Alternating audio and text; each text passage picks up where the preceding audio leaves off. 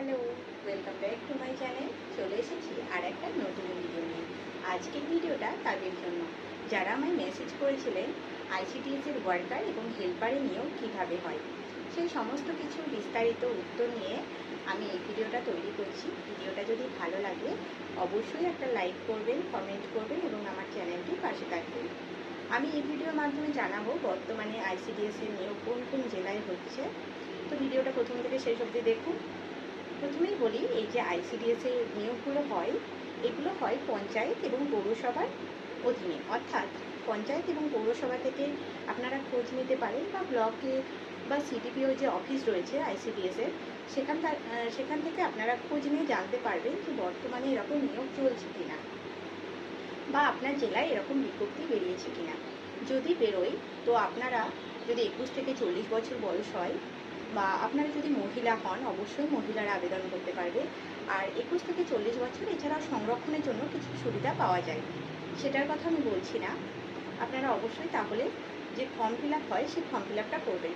এখানে কোনো রকম চার্জ লাগে না, বর্তমানে তো কোনো পরীক্ষাতেই কোনো রকম ফর্ম ফিল আপের চার্জ লাগছে না। তো আপনারা আবেদন করলেন, আর আবেদন করার পর আপনারা সেই ফর্মটা রেখে দেবেন নিজেদের কাছে, কারণ ওই ফর্মের নাম্বারটা আপনাদের পরে কাজে লাগবে।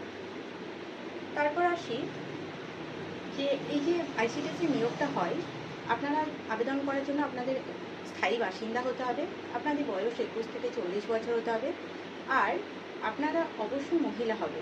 এই যে ওয়ার্কার হেল্পারের নিয়োগে অবশ্যই মহিলা হতে হবে। আর আপনাদেরকে ওয়ার্কারের জন্য ন্যূনতম মাধ্যমিক পাস হতে হবে। এছাড়া উচ্চ মাধ্যমিক বা গ্র্যাজুয়েশন যদি আপনাদের থাকে সেক্ষেত্রে কোনো অসুবিধা নেই, আপনারা দিতে পারেন, কিন্তু আপনাদেরকে ন্যূনতম মাধ্যমিক পাস হতে হবে। আর হেল্পারের জন্য আপনাদেরকে 8ম শ্রেণী পাস, অর্থাৎ 8 পাস হতে হবে। এছাড়া আপনারা আরও যদি যোগ্যতা থাকে দিতে পারেন, অসুবিধা নেই, তাহলে আপনারা আবেদন করতে পারবেন। আর ভোটার কার্ড অবশ্যই লাগবে। ভোটার কার্ড যদি নাও লাগে তাহলে পঞ্চায়েত থেকে একটা লিখিত নিয়ে যেতে হবে যে আপনি ওখানকার স্থায়ী বাসিন্দা। এবার আসি যে আপনারা ফর্ম ফিল আপ করলে, এবার ফর্ম ফিল আপ করার পর আপনাদের একটা লিখিত পরীক্ষার ডেট দেওয়া হবে। মোট 100 নম্বরের পরীক্ষা হবে, লিখিত পরীক্ষা হবে 90 নম্বরে।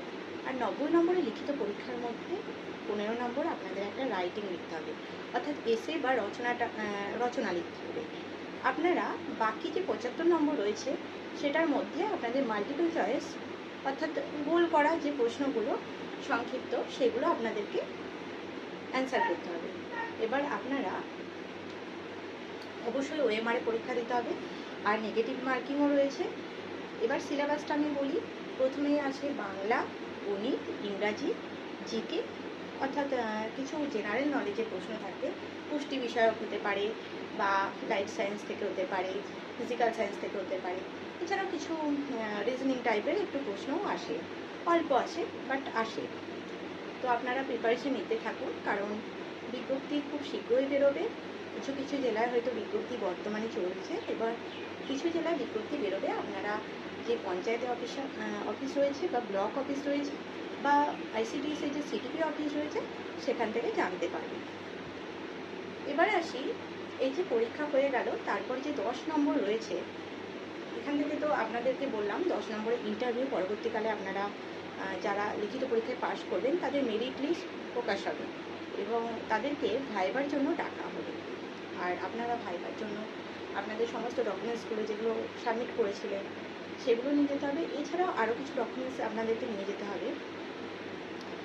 সেখানে ভোটার কার্ডটা অবশ্যই মাস্ট, আর মাধ্যমিকের অ্যাডমিট, মাধ্যমিকের সার্টিফিকেট, উচ্চ মাধ্যমিকের অ্যাডমিট সার্টিফিকেট যদি দেখান তো এগুলো লাগবে।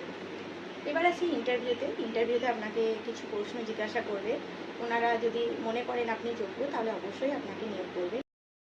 ইন্টারভিউ হওয়ার পর কিছুদিন আপনাদের অপেক্ষা করতে হবে, তারপর ফাইনাল মেরিট লিস্ট তৈরি হবে। আর সেই মেরিট লিস্টে যদি আপনার নাম আসে তাহলে আপনি আপনার ডকুমেন্টসগুলো নিয়ে সিডিপি অফিসে যাবেন, এবং সেখান থেকে আপনাকে জয়েনিং লেটার দেওয়া হবে। আপনি সেই জয়েনিং লেটার নিয়ে কবে জয়েন করতে হবে সেখানে লেখা থাকবে, আপনারা জয়েন করে যাবেন। তো এই হলো পুরো ভিডিওটা। এর বাইরেও যদি আপনাদের কিছু প্রশ্ন থাকে আপনারা অবশ্যই আমাকে কমেন্ট করতে পারেন, আমি অবশ্যই উত্তর দেওয়ার চেষ্টা করব। আর আমার জেলায় বর্তমানে আইসিডিএসের ওয়ার্কার এবং হেল্পারের কোনো নিয়োগ হয়নি। লাস্ট নিয়োগ হয়েছিল 2024 সালে। আর যদি নিয়োগ হয়ও বর্তমানে, আমি অবশ্যই আমার ভিডিওর মাধ্যমে জানিয়ে দেবো। যদি রিক্রুটমেন্ট নোটিফিকেশন দেয় কোন কোন জেলা দিচ্ছে, আমি এগুলো আপনাদেরকে জানিয়ে দেবো।